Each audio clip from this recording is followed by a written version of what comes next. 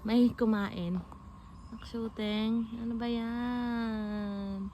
Hindi yan caterpillar. Tingnan nyo kasi may gadgad ng, ewan ko, ano ba.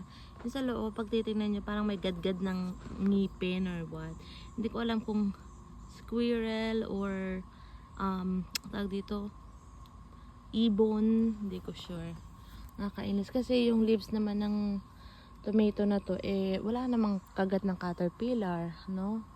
So, hindi ako sure kung squirrel or ibon. Meron na pa mo akong mga meron na pa mo akong mga, tawag dito, kamatis, ayan o, tsaka ayan o.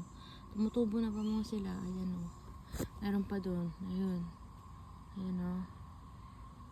Oh, pati yun o. Pati sa iba meron na din. Ay, ano kaya yung kumain? Sana naman hindi lahat kakainin. Baka ibon yan or squirrel. Tatawa kasi may gadgad sa loob. Ano kaya yan?